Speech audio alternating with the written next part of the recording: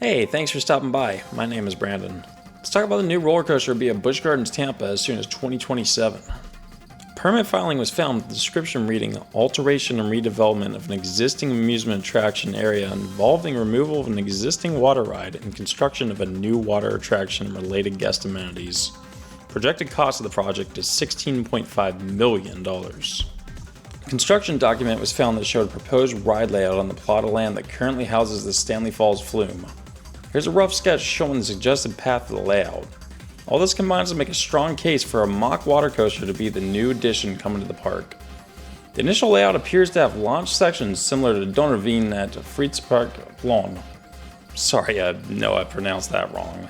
Per RCDB, this ride costs 11.5 million euros, or roughly $13.35 million. This number lines up very close to the 2027 Busch Gardens project. To add to the evidence, this attraction type was shown in a park survey sent out earlier this year. The survey included two variations on this attraction.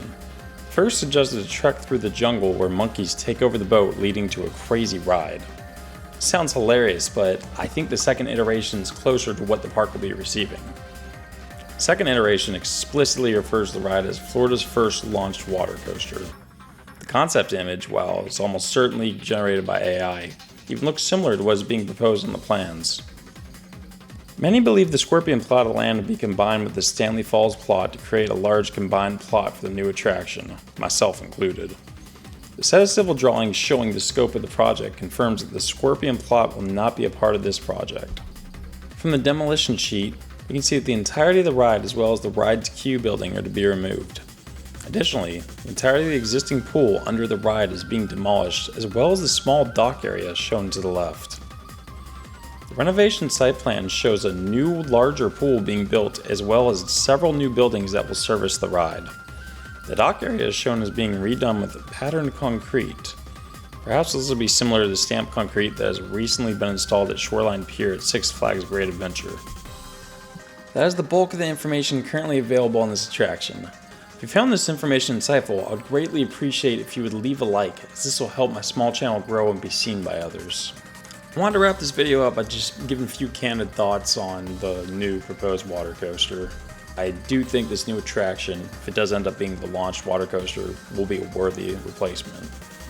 It makes a lot of sense given it's able to fit within the footprint, and it will be a lot more thrilling than the log flume was.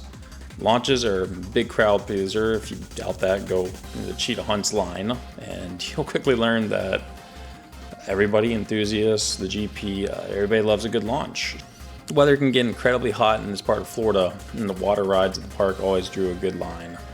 This being a water ride on top of a roller coaster, it's really going to be very, very popular and just a really perfect fit for the park.